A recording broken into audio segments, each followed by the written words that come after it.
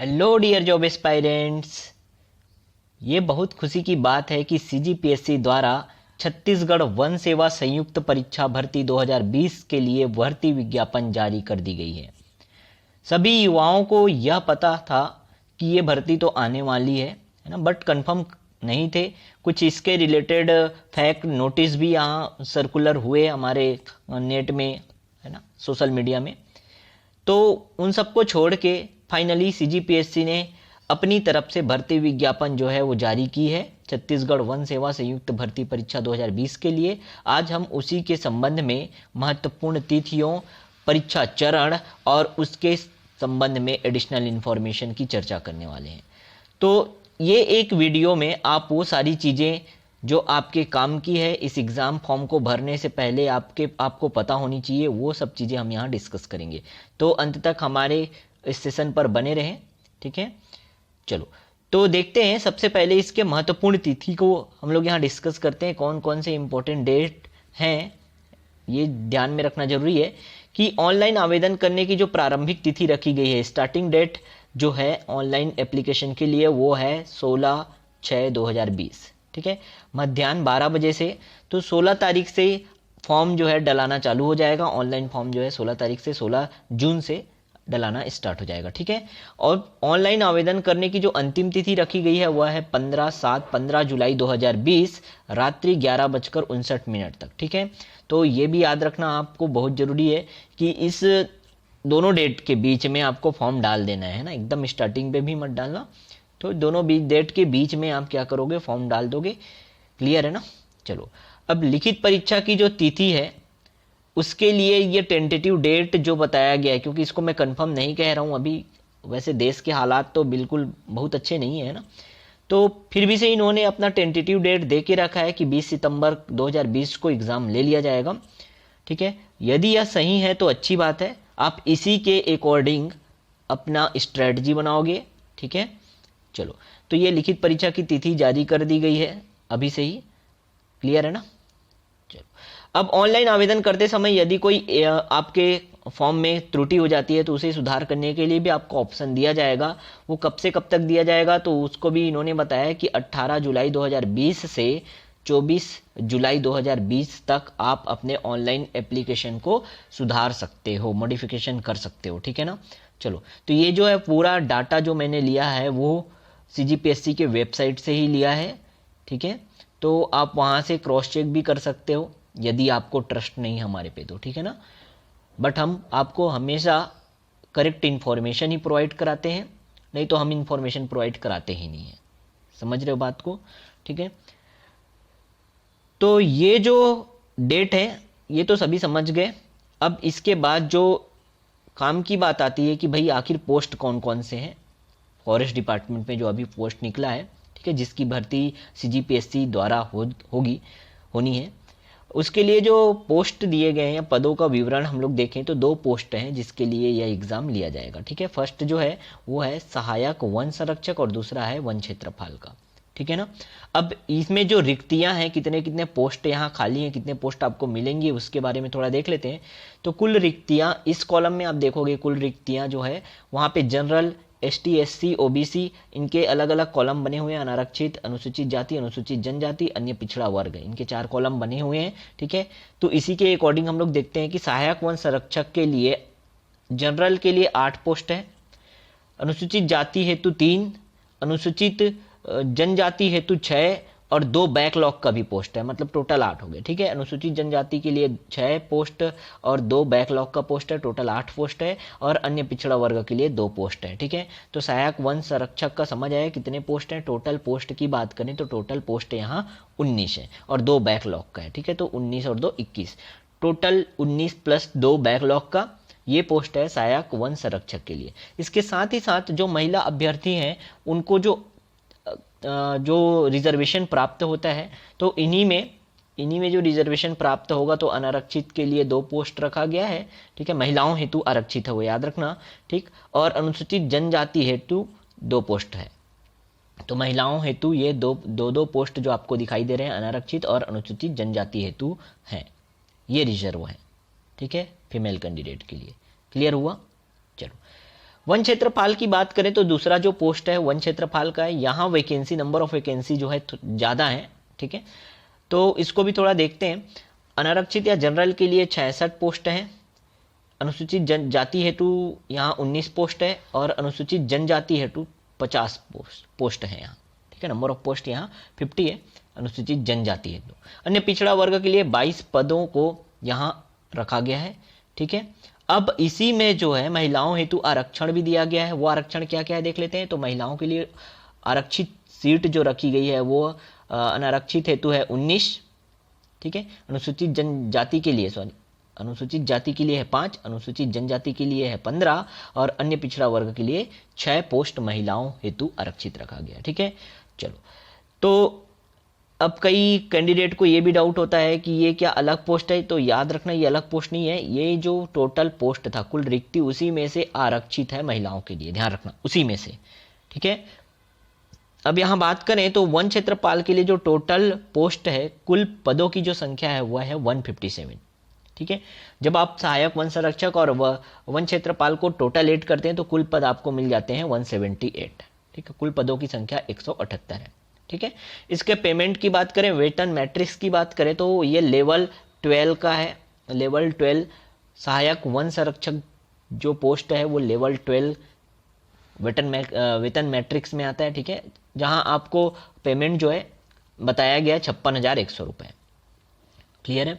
चलो, और वन क्षेत्रपाल की बात करें तो वन क्षेत्रपाल जो है लेवल 9 के अंतर्गत आता है और यहाँ जो पेमेंट या वेतन जो रखा गया है वो 38,100 रुपये आपको बताया गया है, ठीक है, विभागीय द्वारा।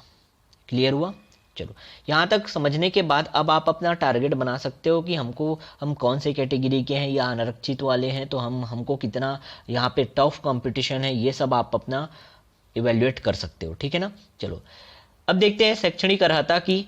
तो शैक्षणिक अर्हता, इसके लिए एजुकेशनल क्वालिफिकेशन क्या क्या रखा गया है वो देखते हैं। तो दोनों पोस्ट के लिए, सहायक वन संरक्षक एवं क्षेत्रपाल, दोनों पोस्ट के लिए जो है शैक्षणिक अर्हता जो है सेम रखी गई है, ठीक है। ये देखते हैं।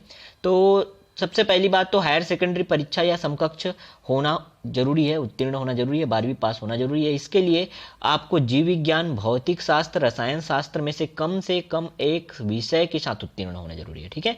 या तो जीव विज्ञान वाले हो, भौतिक शास्त्र या रसायन शास्त्र वाले, मतलब सीधी सी बात कहें तो जो मैथ्स या बायो वाले, जो साइंस ग्रुप वाले बच्चे होते हैं वो एलिजिबल है यहाँ। क्लियर है। जिन्होंने 12वीं की पढ़ाई साइंस ग्रुप से कर रखी है वो इस फॉर्म को फिलअप कर सकते हैं, ठीक है। अब साथ ही साथ स्नातक आपको होना जरूरी है, ठीक है। स्नातक या समकक्ष होना जरूरी है। तो स्नातक में क्या क्या सब्जेक्ट दिए हुए हैं वो भी देख लेते हैं।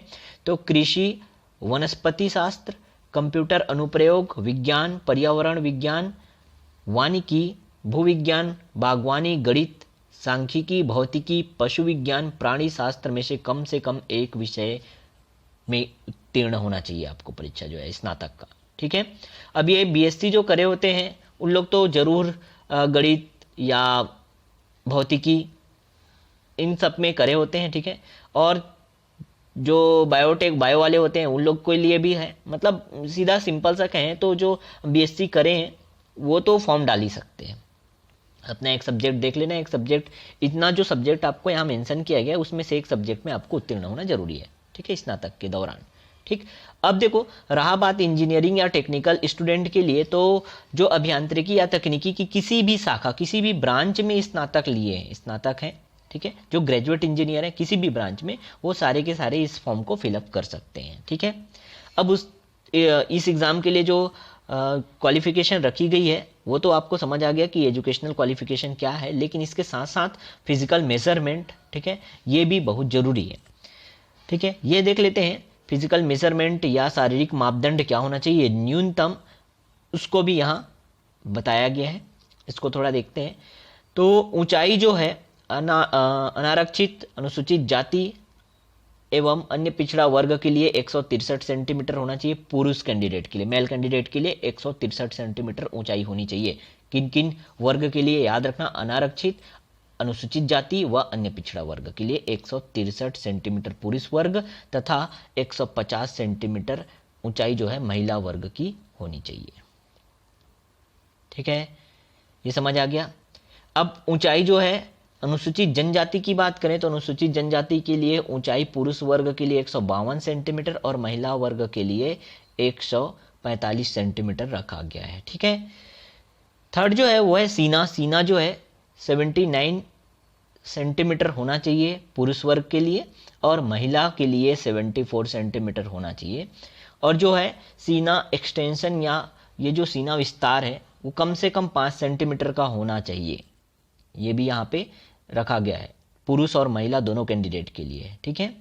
अच्छा, इसके साथ ही साथ शारीरिक क्षमता परीक्षण लिया जाएगा जिसमें आपको 4 घंटे पैदल चलना होगा और 4 घंटे पैदल चलने के लिए पुरुष कैंडिडेट को कितना किलोमीटर यहाँ पे क्वालिफिकेशन रखा गया है तो 26 किलोमीटर आपको 4 घंटे में तय करना होगा।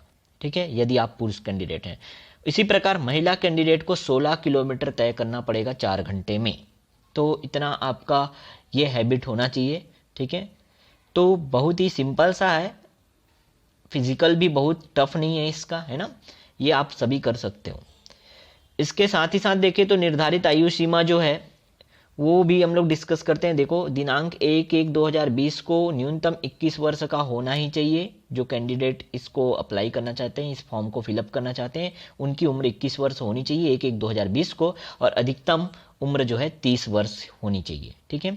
छत्तीसगढ़ के मूल निवासी या स्थानीय निवासी हेतु जो उच्चतर आयु सीमा है वो 40 वर्ष रखी गई है। इसके साथ ही साथ जो SC ST OBC non creamy layer के अंतर्गत आते हैं उनको उच्चतर आयु सीमा में 5 वर्ष की छूट भी दी गई है। ठीक है, तो देखो काफ़ी रिलैक्सेशन यहाँ दिया गया है एज के रिलेटेड। ठीक है, तो जिनका एज या ओवर एज हो गया है वो भी यहाँ आराम से अप्लाई कर सकते हैं। ठीक है, चलो आवेदन शुल्क की बात करें तो आवेदन शुल्क जो है छत्तीसगढ़ स्थानीय निवासी, मूल निवासी, अनुसूचित जाति, जनजाति और अन्य पिछड़ा वर्ग नॉन क्रीमी लेयर के लिए यहाँ 300 रुपये रखा गया है परीक्षा शुल्क। और जो अन्य श्रेणी आ गए और छत्तीसगढ़ के बाहर के जो निवासी हैं उनके लिए 400 रुपये रखा गया है परीक्षा शुल्क। ठीक है, चलो परीक्षा होगा कहाँ भाई ये भी देख लेते हैं। परीक्षा शहर रायपुर, दुर्ग, भिलाई, जगदलपुर, अंबिकापुर और बिलासपुर, ये 5 जगह में आपको परीक्षा केंद्र या परीक्षा सेंटर जो है दिया जाएगा। ठीक है, चलो अब इम्पोर्टेंट चीज को देखते हैं, परीक्षा योजना। आखिर इतना चीज अगर हम लोग एलिजिबल हैं, सब चीज अपन समझ लिए, अब फॉर्म डालने का तैयारी भी कर लिए, है ना, तो परीक्षा योजना या एग्जाम स्कीम कैसा होगा ये भी हम लोग देख लेते हैं। ठीक है, तो 2 स्टेज में इसके एग्जाम होने वाले हैं। ठीक है, एक एक करके समझते हैं। प्रथम चरण और द्वितीय चरण में इसके एग्जाम होंगे। प्रथम चरण में जो होगी लिखित परीक्षा होगी। ठीक है, प्रथम चरण में लिखित परीक्षा होगी और ये जो लिखित परीक्षा उसका प्रकार रहेगा वस्तुनिष्ठ टाइप का। ठीक है, वस्तुनिष्ठ टाइप का होगा। और एक अच्छी बात और है कि यहाँ 4 ही ऑप्शन मिलेंगे, 4 विकल्प। 5 विकल्प से ठीक है कंफ्यूजन ज़्यादा बढ़ जाता है, तो यहाँ 4 विकल्प ही रहेंगे आपके सामने। ABCD अब सदा 4 विकल्प ही रहेंगे। ठीक है ना, तो वस्तुनिष्ठ प्रकार का प्रश्न पूछा जाएगा, MCQ टाइप के क्वेश्चन आएंगे, मल्टीपल चॉइस क्वेश्चन पूछा जाएगा। ठीक है, और ये लिखित परीक्षा होगी। इसके 2 प्रश्न पत्र होंगे, 2 पेपर होंगे इसमें। लिखित परीक्षा प्रथम चरण में 2 पेपर होंगे। ठीक है, पहले पेपर में क्या क्या पढ़ना है हम लोग देखते हैं 1 बाय 1।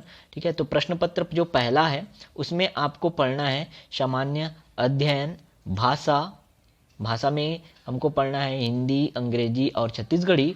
ठीक है, बुद्धिमत्ता परीक्षण और विश्लेषणात्मक एवं तार्किक योग्यता। ठीक है, इन सब के वीडियो लेक्चर आपको हमारे YouTube चैनल पे मिलेंगे और मिलते जाएंगे। अब कंटिन्यूसली हम इस पे वर्क करेंगे। ठीक है, आपको फ्री ऑफ कॉस्ट वो सारी चीज़ें, वो भी क्वालिटी मटेरियल आपको प्रोवाइड कराने की कोशिश हम करेंगे। तो हमारे चैनल के साथ जुड़े रहना। ठीक है, 100% आपके लिए बेनिफिशियल होगा, वो भी फ्री ऑफ कॉस्ट हम ये सब चीज़ों को आपको प्रोवाइड कराएंगे। क्लियर है? ठीक है, यदि आपको अच्छा लगे तब आप हमारे चैनल के साथ जुड़े रहना, है ना। अदरवाइज कोई यहाँ पे नेसेसिटी तो नहीं है। ठीक है, बट हम आपके लिए वर्क कर रहे हैं तो इतना कहना हमारा फर्ज है। क्लियर है? अब प्रश्न पत्र पहला जो होगा, पेपर जो आपका पहला होगा, उसमें कुल 150 प्रश्न पूछे जाएंगे और समय जो है 2.5 घंटा रहेगा और कुल अंक यहाँ मिलेंगे आपको 300, मतलब प्रति प्रश्न 2 अंक रहेंगे। ठीक है, यहाँ ऋणात्मक अंक के लिए फॉर्मूला भी दिया गया है, मतलब निगेटिव मार्किंग होनी है, ये बात तो तय है। ठीक है, उसके लिए अलग से फॉर्मूला दिया गया है, उसको हम डिस्कस नहीं करते अभी, है ना। फिलहाल हमको ये पता होनी चाहिए कि कितने कितने मार्क्स के क्वेश्चन आएंगे। तो पहला पेपर समझ आ गया सभी को। जो दूसरा प्रश्न पत्र है, सेकंड जो पेपर होना है, वो भी 150 अंक के लिए होगा। कुल प्रश्न 150 प्रश्न होगा और समय 2.5 घंटे होंगे और अंक यहाँ से भी रहेंगे 300, मतलब टोटल दोनों पेपर मिला के कुल अंक 600 अंक का एग्जाम होने वाला है और टोटल 300 प्रश्न आपको हल करने हैं। क्लियर है? 2.5 घंटे का समय मिलेगा दोनों में। और सेकंड जो पेपर होगा उसमें क्या क्या पूछा जाएगा वो भी देखें तो विज्ञान, प्रौद्योगिकी, पर्यावरण, कृषि विज्ञान और वानिकी से संबंध में यहाँ क्वेश्चन पूछे जाएंगे। तो दोनों प्रश्न पत्र बहुत ही इंपॉर्टेंट है। दोनों के जो भी इंपॉर्टेंट टॉपिक और जो भी इंपॉर्टेंट सब्जेक्ट हैं उनके वीडियो लेक्चर हम आपको डे बाय डे आपको प्रोवाइड कराते जाएंगे, ठीक है। इसके बाद एक मैं वीडियो लेक्चर बनाऊंगा जहाँ सिलेबस को, कंप्लीट सिलेबस को हम डिस्कस करेंगे, क्या क्या क्वेश्चन कैसे आते हैं उसके बारे में थोड़ा ओवरव्यू देखेंगे।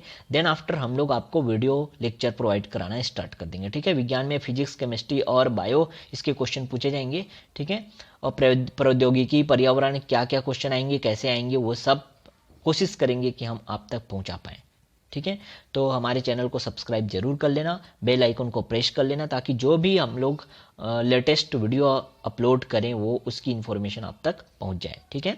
चलो अब देखो होगा क्या, तो 2 पेपर तो हो गए भैया। अब प्रथम चरण के अकॉर्डिंग ही आपका मेरिट बनेगा। और मेरिट कैसा बनेगा, तो जितना भी विज्ञप्ति में दिया गया है, जितने पोस्ट दिए गए हैं, ठीक है, वर्गवार ध्यान रखना, ठीक है, प्रवर्गवार जितने पोस्ट दिए गए हैं उसी का 3 गुना अभ्यर्थी को यहाँ पे साक्षात्कार के लिए बुलाया जाएगा, जो कि द्वितीय चरण रहेगा, ठीक है। मतलब सेकंड स्टेज जो है वो है इंटरव्यू का, साक्षात्कार के लिए बुलाया जाएगा और साक्षात्कार के लिए कुल अंक 75 रहेंगे और इसमें कोई भी अर्हकारी न्यूनतम अंक नहीं है, मतलब कोई जरूरी नहीं है आपको इतने अंक लाने हैं, ठीक है। आप जितना ज़्यादा ला सकते हो वो ले आना है, ठीक है। चलो तो ये बातें समझ आई, पूरा इस एग्जाम स्कीम आपको समझ आ गया होगा, है ना। अब इसके अकॉर्डिंग आप अपना स्ट्रेटजी तैयार कर लेना, अभी से भिड़ जाना, ठीक है, क्योंकि कंपटीशन तो बहुत तगड़ा रहने वाला है बॉस, ठीक है। चलो अब फाइनल सिलेक्शन की बात करें तो इतना आप अगर कर लेते हो तो फाइनल सिलेक्शन आपके हाथ में ही है। आप फर्स्ट स्टेज में ज़्यादा से ज़्यादा मार्क्स गेन कर लो क्योंकि वही आपके हाथ में है। सेकेंड स्टेज या जो इंटरव्यू और साक्षात्कार की बात करें वो तो आपके हाथ में नहीं है, आपको तो दिला देना है, ठीक है, मार्क्स तो कोई और देगा। लेकिन जो फर्स्ट स्टेज है उसमें जितना ज़्यादा आप मार्क्स ले आओगे वो आपके फाइनल सिलेक्शन के चांस को बढ़ा देगा, ठीक है ना। तो क्या करना है, आपको फर्स्ट स्टेज में ही ज़्यादा अंक लाने हैं और दोनों स्टेज के मार्क्स को देख करके ऐड करके फिर एक फाइनल मेरिट बनेगा जहां से आपको फाइनल सिलेक्शन होगा और आप एसीएफ या रेंजर बन जाएंगे, ठीक है। तो उम्मीद करते हैं आप सभी को समझ आया होगा। जो भी इंफॉर्मेशन चाहिए थी वो मैंने आपको इस वीडियो सेशन में दिया, ठीक है। और साथ ही साथ आपको ये भी इन्फॉर्म कर दिया कि अब जो हमारे चैनल पे छत्तीसगढ़ वन सेवा संयुक्त भर्ती से रिलेटेड जो भी इंपॉर्टेंट सब्जेक्ट हैं, टॉपिक हैं, उसके वीडियो लेक्चर हम कंटिन्यू आपको प्रोवाइड कराते रहेंगे, ठीक है। तो मिलते हैं नेक्स्ट वीडियो लेक्चर में जहां हम सिलेबस का डिस्कशन करेंगे, ठीक है। और एक स्ट्रेटजी जरूर बना लेना आप लोग सभी, तो तैयार रहना। ऑल द बेस्ट सभी के लिए, एक भी दिन वेस्ट मत जाने देना, ठीक है। चलो मिलते हैं नेक्स्ट वीडियो लेक्चर में, ओके।